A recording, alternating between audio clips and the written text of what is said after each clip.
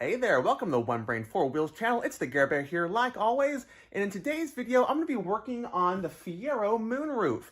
You guys might recall from my very first episode with the brand new, to me, Fiero GT, I had a little bit of a water leaking issue.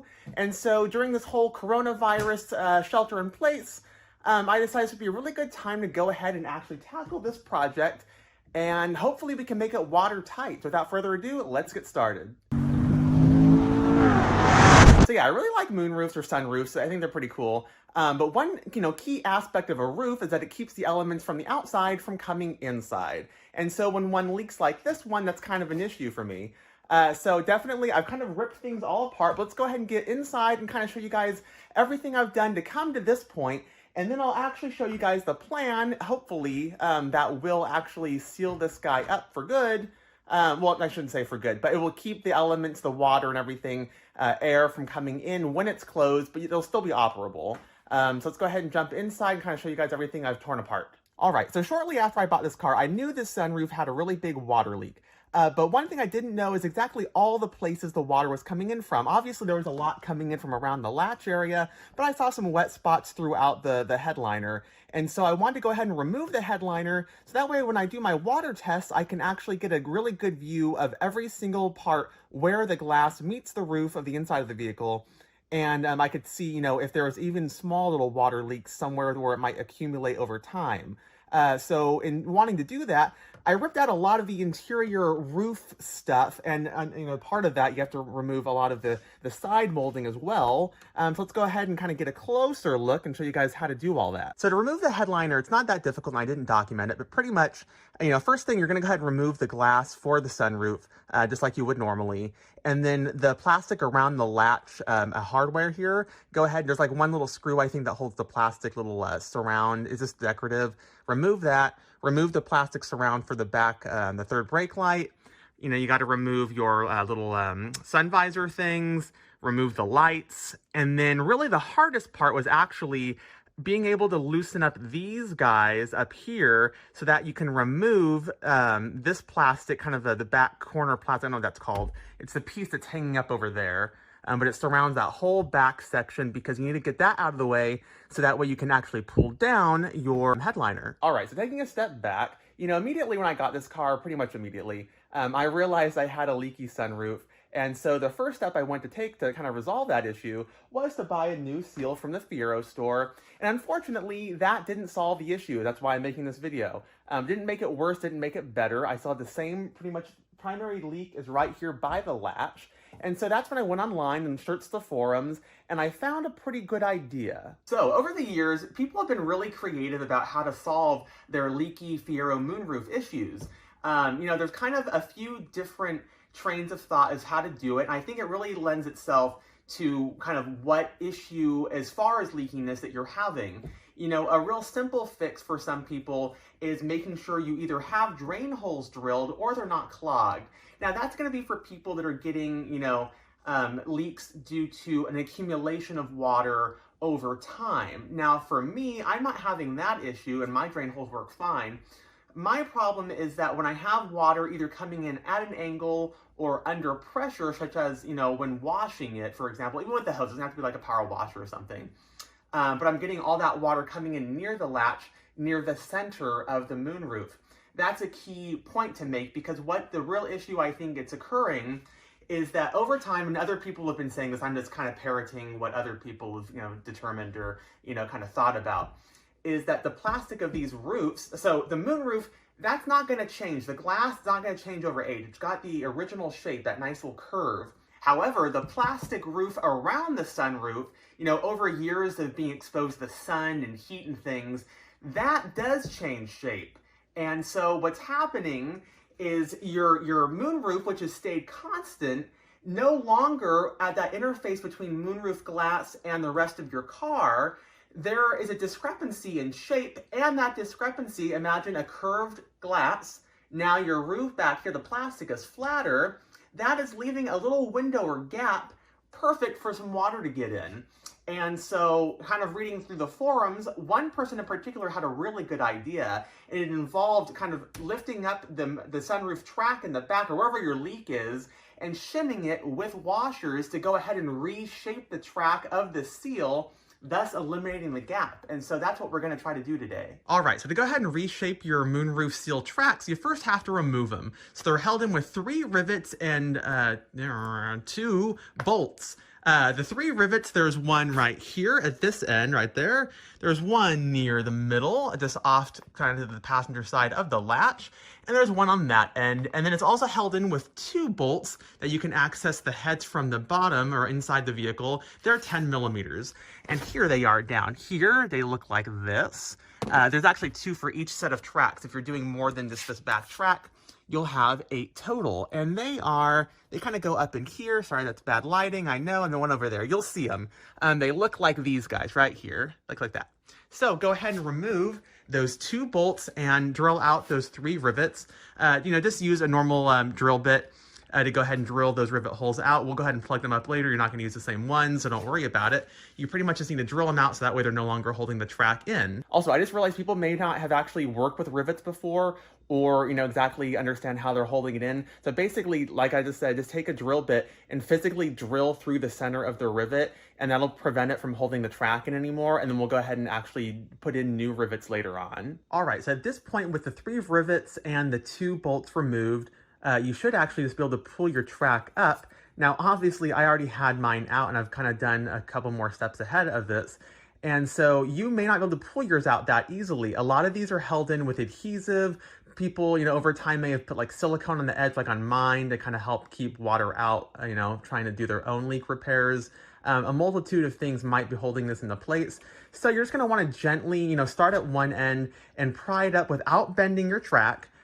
Gently pull it up. So, you might have to work at it for a little bit, but eventually you should be able to pull this guy out. All right, so now we've spent enough time kind of going over the basics of how to access all the components of the sunroof on the Pontiac Fiero. It's time to actually talk about the attempt number 1, I should say, of the fix, and that was using the washers. And the basic principle behind this was to go ahead and use stacks of washers placed strategically along the rear track to use as kind of piers or pillars, whatever you want to say, to go ahead and let the track actually rest at different heights along the curvature of the glass. Now, the hope was to be able to compensate for the lack of curvature that had happened over time when the plastic of the vehicle had flattened out, and by doing so, the track could actually rest on a new arc. Now, as you'll see here, it didn't quite work out. All right, so in the essence of saving time, I'm going to just jump straight to the chase and tell you guys that whole track shimming process using the washers and things to kind of change the curve of where the seal sits in relation to the glass, that didn't work for me. Still got a ton of leaks, especially around the latch area.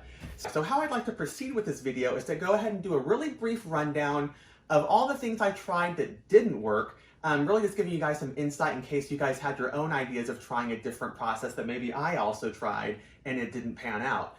So I want to go ahead and do that really briefly, and then I want to follow up and show you guys the process that actually worked in resolving that leaking sunroof issue. Alrighty, so instead of trying to continue modifying the existing tracks and seal, kind of working with how the factory wanted this whole setup to work, I said, screw that, I'm done. So this time I decided to make my own seal, and I went ahead and used some of this roof and flashing sealant. I picked this because after looking online, I found that it would have the most likely ability to go ahead and adhere well to the plastic of the car, as well as to be flexible enough to go ahead and make a nice surface for the glass to hit and thus create a nice seal. Okay, now the only negative with using this sealant in particular is that it actually takes about 3 days for the skin of the seal to kind of harden up a little bit, and then it doesn't actually cure for a full week. So I've been letting this sit here for a full week now before even attempting to go ahead and pull the glass back off, because I was using that to help kind of press everything down and get it into shape. We'll talk about that more in a second. But yeah, definitely I didn't want to, chance having any of that pull back up or, stick to any of this. I use parchment paper or wax paper, but I didn't want to chance it. So it does take a long time to cure, but other than that, it's okay. Now, delving into how this whole thing went down.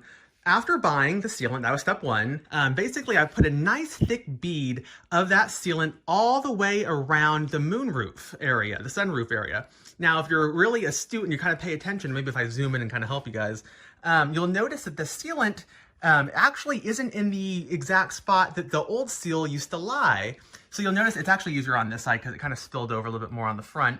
But on the back side, you'll actually see that the track here, that is empty where the tracks should go and where the seal would lie. That's completely empty. I went ahead and sealed up little holes that were there.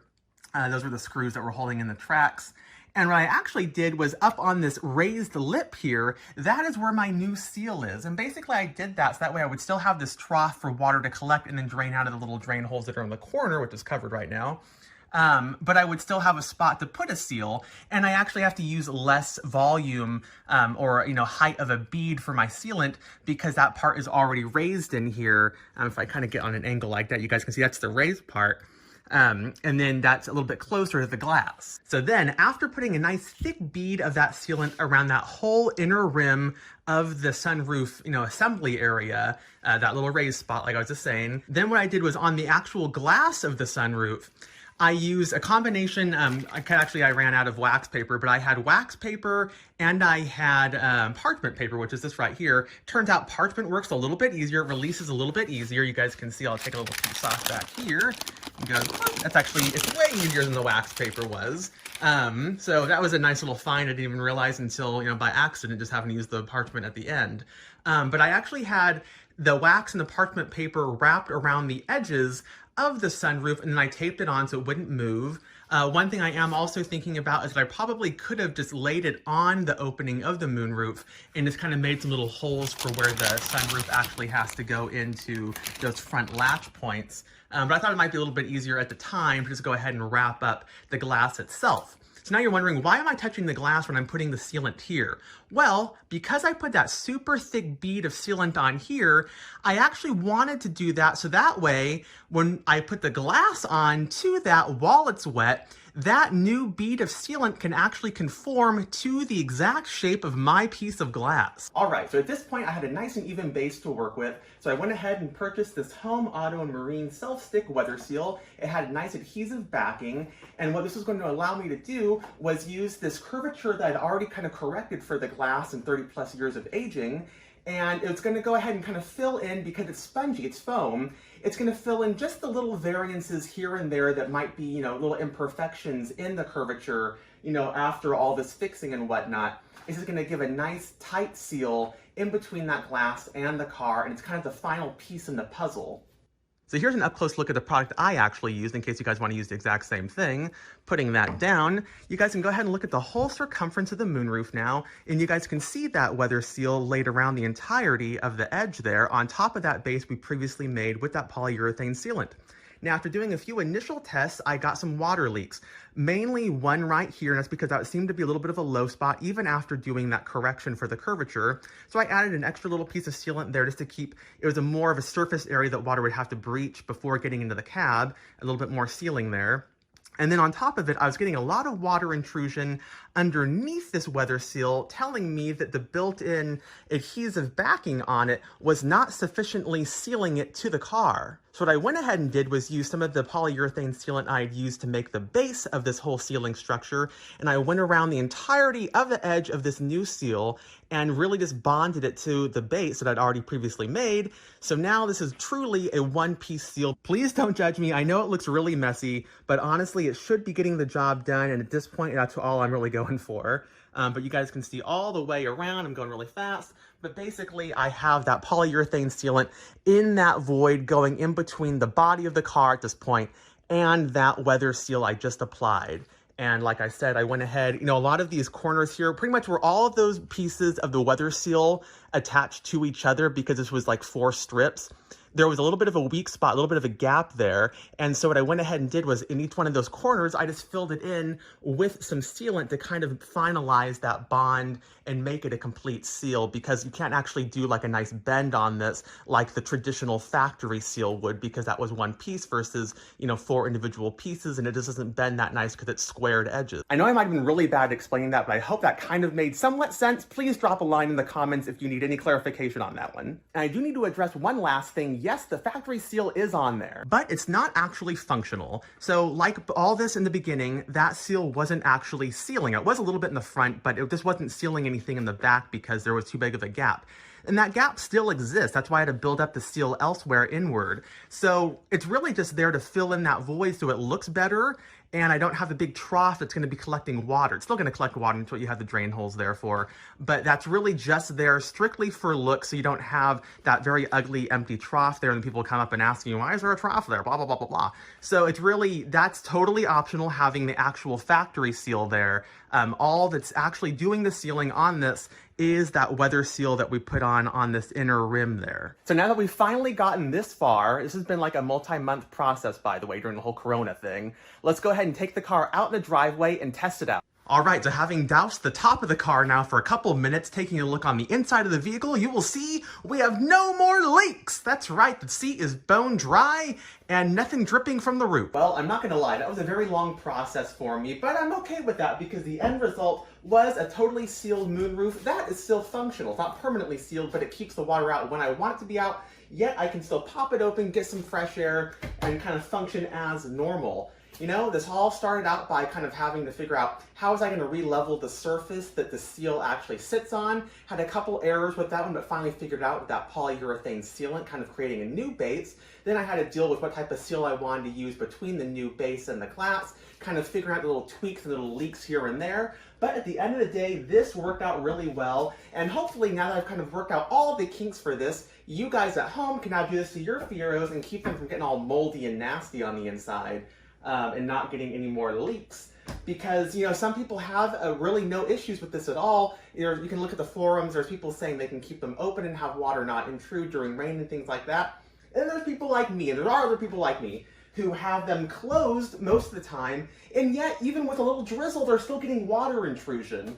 And it's just because some of these cars, I think, depending on how much they sit outside all these years in the sun and how much the body is tweaked and whatnot, some of these cars just have a greater propensity to be leakers. And so I hope, like I said, that this video gives some of you guys that have been suffering with this forever and ever a little bit of hope that you guys can, with a little bit of effort, a little bit of trial and error, can solve those leaking roof issues. If you guys enjoyed the video, please give it a big thumbs up. Click the little thumbs up icon below the video. I would really appreciate it, and it will help get this video up higher in the search results. So that way other Fiero owners and enthusiasts that are suffering from a leaky moonroof can help get a solution a little bit easier and keep the the Fiero ownership experience a lot happier, not being wet all the time when it's raining. And on that note, if you want to see more videos of me doing projects on the Fiero or any one of the number of vehicles I have in my little mini hoopty fleet, then please subscribe to the channel One Brain, Four Wheels. And until next time, guys, thank you so much for watching. Have a great day, and I will see you next time.